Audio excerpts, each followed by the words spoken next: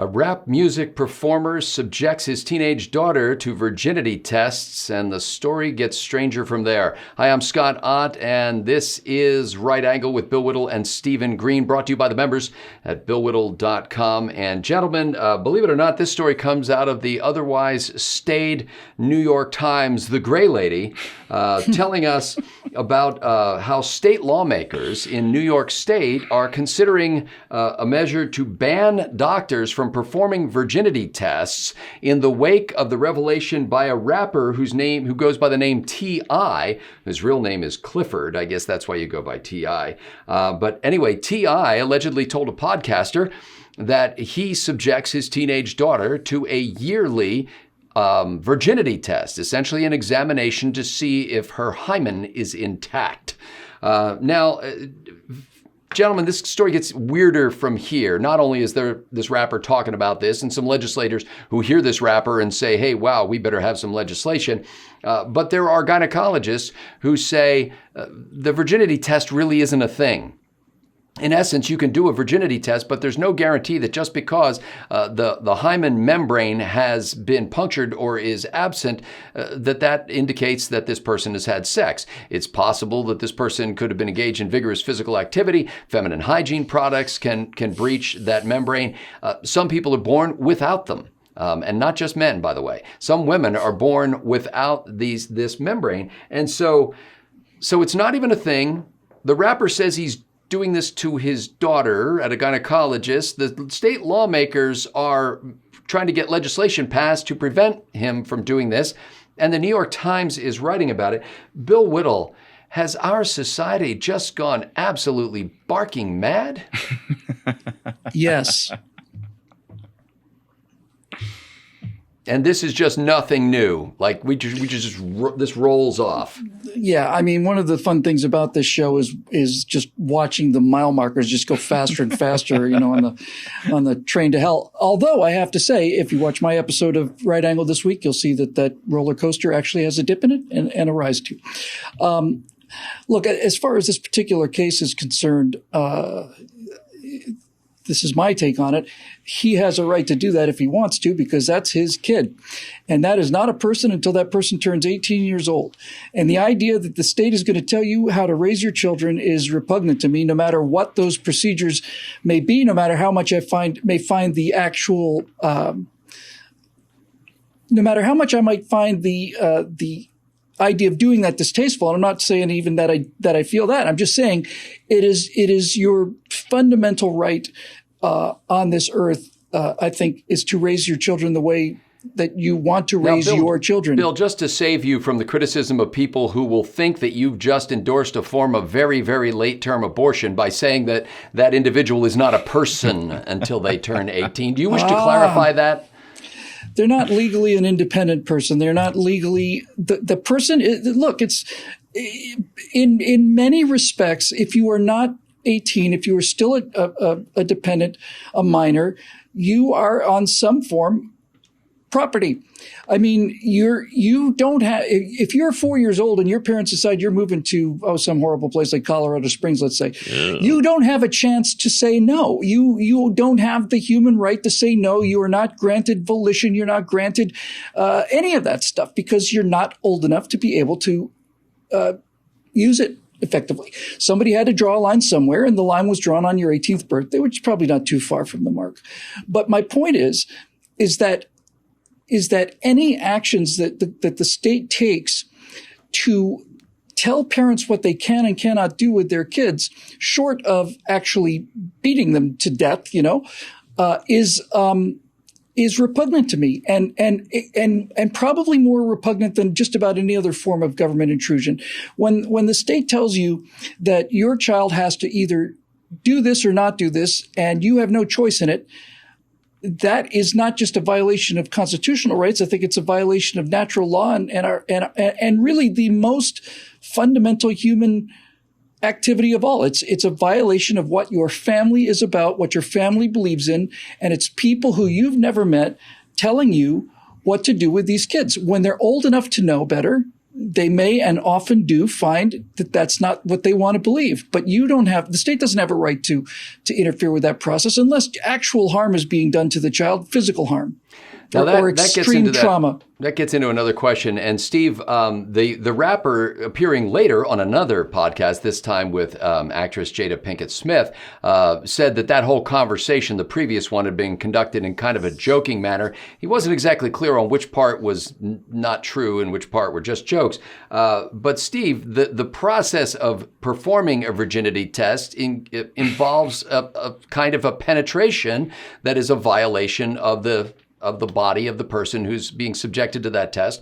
And there are some cultures and religions where that practice is considered normative because you have to establish that, that 12 or 13-year-old girl hasn't been with a man before she gets married off to that 40-year-old man. More and more of those kind of folks are moving into this country.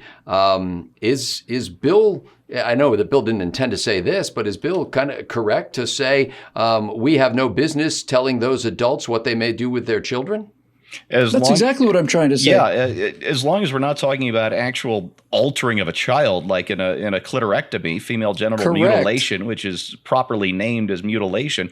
When I was about 4 or 5 years old, I had a temporary blood disorder called ITP, idiopathic thrombocytopenia. Idiopathic means they don't know what it is. It's just your blood stops clotting. Literally, you could watch the capillaries on my chest blossom as I breathed. It was just horrible. And you bring your kid into the emergency room covered in bruises, and the first thing they suspect, of course, is child abuse. They interview my parents and ruled that out very quickly, and the next best guess is leukemia.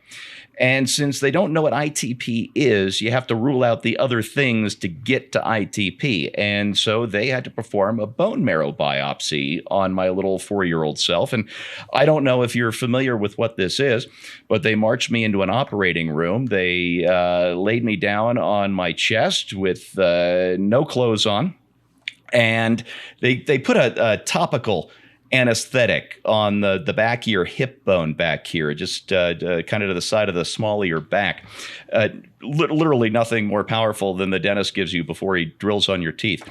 And then they take a very thick, strong, sharp needle, and after making an incision in the skin and the flesh there, they jam that needle into your hip bone to withdraw some bone marrow from your hip bone. And it is about the most painful thing anybody can ever experience. It is, this is now 46 years ago, and I can remember the tiniest details of everything that happened all these years later, because that is literally, figuratively, burned into my memory because the pain was so excruciating. I didn't have any say in that.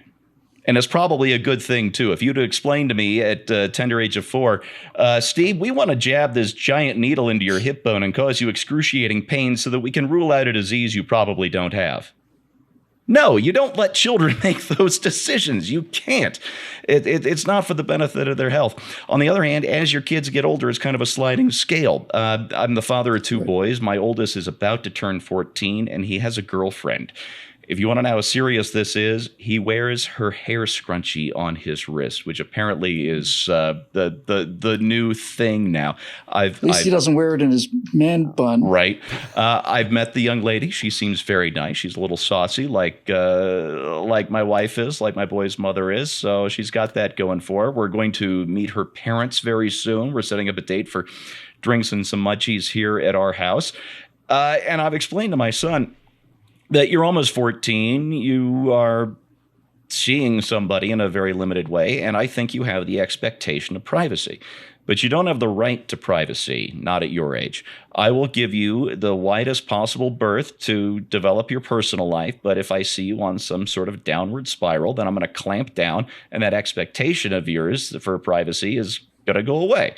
And I'm maybe too open, too honest about these kind of things, but I really believe in this kind of essential communication between father and son.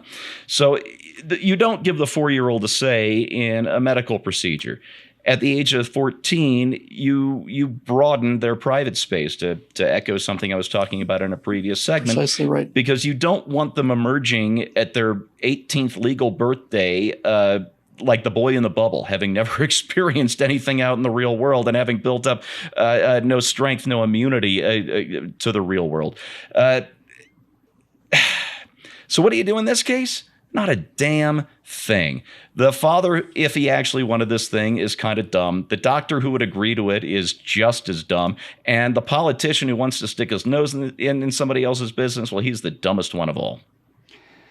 Perhaps the only good thing that can come out of this mess of a story, and I think it's a mess at every level, from the rapper to the doctors who would perform such procedures, to the legislatures who would pass such legislation, to the New York Times who would write a story. But probably the most virtuous in the group would be the New York Times. If nothing else, reading about this awful mess, if that gets the word out to more people, that there's really no such thing as a virginity test, maybe that will protect some little girls from being violated in a way that was not medically necessary, and in fact would have no ability to prove anything one way or the other. And so, let's hope that some of the parents who see that story will say, you know what, I guess maybe a better way to get to know what your daughter is doing is to keep an eye on her when it's possible to do so, is to talk to her when it's not possible to see everywhere she goes, is to get to know her friends, and as Steve suggested, the parents of her friends, so that you are actually in a relationship with your daughter as a parent to a child, not as one who takes them before the medical board to be probed, but as one who cares enough to be engaged and involved in their lives. Let's hope that something like this and the celebrity of the rapper that comes along with it will lead more people who are thinking about this kind of thing to understand that it is useless and to really start to care about their child in a way that is substantive and that will help. There's a thing in the scripture where it says, train a child up in the way he should go, and when he is old, he will not depart from it. And that's not to say that in between when he's a child and when he is old, he doesn't do some departing. But if you lay down those boundary lines in a way that shows love and respect to your child, and you mirror those in your own behavior, and you conduct yourself in a way that is worthy of their respect so that they are interested in the ideas that guide your life, when they grow up, they will adopt those things almost without realizing that they have done so. And when you hear people say, I'm becoming my parents, you should say, good. For Bill Whittle and Stephen Green, I'm Scott Ott. Thanks to the members at BillWhittle.com for making Right Angle possible.